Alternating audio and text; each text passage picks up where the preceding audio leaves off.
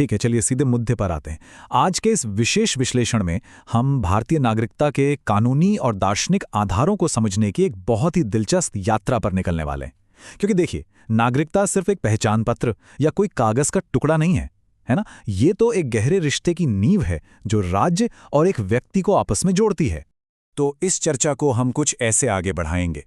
पहले एक छोटा सा परिचय, फिर संवैधानिक ढांचा, नागरिकता प्राप्त करने और खोने के नियम, हमारे कुछ खास विशेषाधिकार और अंत में कानून और संशोधन। भाग 1, परिचय। एक बहुत ही बुनियादी सवाल से शुरू करते हैं। आखिर नागरिक है कौन? प्राचीन यूनानी नगर राज्यों के दौर में चलते हैं। महान दार्शनिक अरस्तु ने इसकी एक बहुत ही सटीक और क्लासिक परिभाषा दी थी। उनके अनुसार वास्तव में नागरिक कहलाने योग्य वही व्यक्ति है जो राज्य के कानून बनाने या न्याय प्रशासन में सक्रिय रूप से हिस्सा लेने में समर्थ हो। मतलब उस जमाने में नागरिकता का सीधा सा अर्थ था शासन में आपकी सक्रिय भागीदारी। लेकिन क्या आज भी ऐसा ही है? बिल्कुल नहीं। आधुनिक युग में आते आते ये परिभाषा काफी विस्तृत हो गई। टी.एच. मार्शल के नजरिए ने इस पूरी अवधारणा को ही बदल दिया।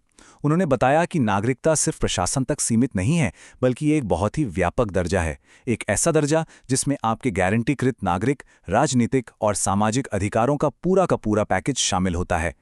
भाग 2, संवैधानिक ढांचा। चलिए अब दर्शनशास्त्र से निकलकर सीधे कानून की ठोस जमीन पर आते हैं। अगर हम भारतीय संविधान को देखें तो इसका भाग 2 और विशेष रूप से अनुच्छेद 5 से लेकर 11 तक हमारी नागरिकता की पूरी नींव तय करता है। जब हमारा गणतंत्र शुरू हुआ तो नागरिकता से जुड़े सभी जरूरी सवालों के जवाब यही सुरक्षित किए गए थे। और यहीं पर एक बहुत ही दिलचस्प बात सामने आती है। स्विट्जरलैंड या अमेरिका जैसे देशों के बारे में तो सुना ही होगा, जहां राज्य और राष्ट्र की अलग-अलग यानी दोहरी नागरिकता होती है। लेकिन भारत ने ऐसा नहीं किया। भारत ने पूरे देश के लिए एकल नागरिकता की अवधारणा को अपनाया। और क्या आप जानते हैं कि ये विचार कहां से प्रेरित था? जी हां, इंग्लैंड से। पूरे देश के लिए बस एक ही नागरिकता। चलिए आगे बढ़ते हैं और देखते हैं कि ये कानूनी ढांचा समय के साथ कैसे विकसित हुआ। इसे एक क्रोनोलॉजी की तरह समझते हैं। नागरिकता के कुछ शुरुआती प्रावधान तो 1949 में ही लागू हो गए थे। फिर 1950 आया, जब संविधान पूरी तरह से लागू हुआ और इसकी नींव एकदम पक्की हो गई। और अंत में भविष्य के सभी नियमों को स्पष्ट करने के लिए 1955 में एक व्यापक नागरिकता अधिनियम पारित किया गया। भाग 3, नागरिकता प्राप्त करने की प्रक्रिया। अब आते हैं सबसे व्यावहारिक सवाल पर। आखिर भारत का नागरिक बना कैसे जाता है? तो सबसे पहली बात, ये विशिष्ट अधिकार पूरी तरह से केंद्र सरकार के पास है। और अगर हम और भी सटीक बात करें तो भारत का गृह मंत्रालय वो सर्वोच्च प्राधिकरण है जो आधिकारिक तौर पर भारतीय नागरिकता प्रदान करने का काम करता है। 1955 के अधिनियम के तहत भारतीय नागरिकता प्राप्त करने के ठीक 5 अलग-अलग कानूनी तरीके तय किए गए हैं। ये रहे वो 5 तरीके: जन्म द्वारा, वंश या उद्भव द्वारा, पंजीकरण द्वारा, देशीयकरण यानी नेचुरलाइजेशन द्वारा, और अंत में अगर कोई नया राज्य क्षेत्र भारत में मिल जाता है तो उसके द्वारा। अब इन नियमों में कुछ बहुत ही दिलचस्प बारीकियां छिपी हैं। उदाहरण के लिए संविधान का अनुच्छेद 6 उन लोगों के लिए प्रावधानों की बात करता है जो पाकिस्तान से भारत आए थे। दूसरी बात, नागरिक बनने के लिए राज्य की सदस्यता सबसे बुनियादी जरूरत है। लेकिन एक बहुत बड़ी गलतफहमी जो अक्सर लोगों को होती है, भारत की नागरिकता पाने के लिए संपत्ति या धन का होना कोई शर्त नहीं है। संपत्ति के स्वामित्व का इस कानूनी प्रक्रिया से कोई लेना देना नहीं है। भाग 4, नागरिकता खोने के आधार। जिस तरह नागरिकता मिलती है उसी तरह इसके छीनने के भी कड़े नियम हैं। इस स्लाइड के बारे में जो सबसे दिलचस्प बात है वो ये है कि कानूनी तौर पर भारतीय नागरिकता गंवाने के ठीक 3 ही प्राथमिक तरीके हैं। बस 3। और वो 3 तरीके क्या हैं? पहला, स्वैच्छिक त्याग, जब कोई खुद अपनी नागरिकता छोड़ दे। दूसरा, सरकार द्वारा वंचित किया जाना, अगर कोई कानूनी वजह हो। और तीसरा, जो सबसे महत्वपूर्ण है, अगर कोई व्यक्ति अपनी मर्जी से किसी दूसरे संप्रभु देश की नागरिकता ले लेता है तो उसकी भारतीय नागरिकता उसी पल स्वतः ही समाप्त हो जाती है।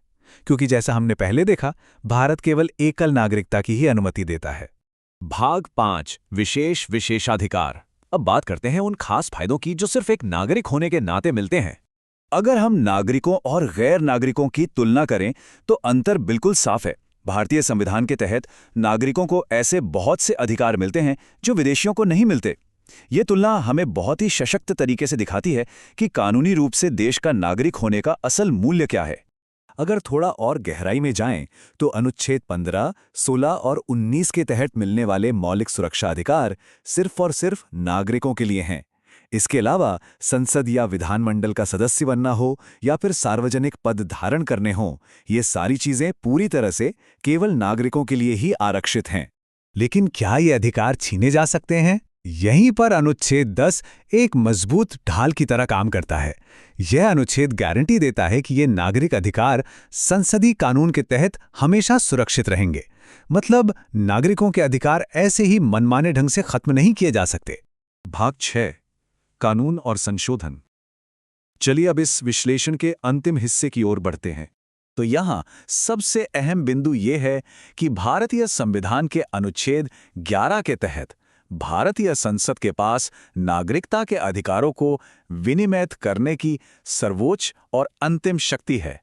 संसद ही वो संस्था है जो भविष्य की जरूरतों और समय की मांग के अनुसार इन कानूनों में बदलाव कर सकती है।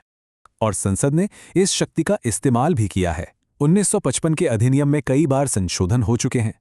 इसी विधायी सफर में कुछ बहुत ही रोचक तथ्य भी जुड़ते गए, जैसे सिंघवी समिति की सिफारिश पर प्रवासी भारतीयों का सम्मान करने के लिए 9 जनवरी को प्रवासी भारतीय दिवस मनाया जाने लगा। और क्या आपको पता है, पूरे भारत में वर्तमान में केवल गोवा ही एक ऐसा राज्य है जहां समान नागरिक संहिता यानी यूनिफॉर्म सिविल कोड लागू है। हाल ही के कुछ विधायी इतिहास पर नजर डालें तो 2019 का नागरिकता संशोधन अधिनियम काफी चर्चा में रहा था। अगर हम कानूनी रिकॉर्ड की बात करें तो इसके खिलाफ सुप्रीम कोर्ट में याचिका दायर करने के लिए केरल सरकार ने भारतीय संविधान के अनुच्छेद 131 का इस्तेमाल किया था। ये केंद्र और राज्यों के बीच कानूनी प्रक्रियाओं को समझने का एक बहुत ही स्पष्ट तथ्यात्मक उदाहरण है। तो इन सभी पहलुओं को गहराई से समझने के बाद आइए इस विश्लेषण को एक बहुत ही विचारणीय सवाल के साथ खत्म करते हैं। अगर कोई राज्य अपने नागरिकों को इतने विशेष और शक्तिशाली संवैधानिक अधिकार देता है, तो उस राज्य के सामाजिक ताने-बाने और अखंडता को बनाए रखने के लिए बदले में नागरिक के कौन से कर्तव्य होने चाहिए? अधिकारों और जिम्मेदारियों के बीच का ये नाजुक संतुलन ही तो एक मजबूत राष्ट्र की नींव है। इस विश्लेषण में हमारे साथ जुड़ने के लिए बहुत बहुत धन्यवाद।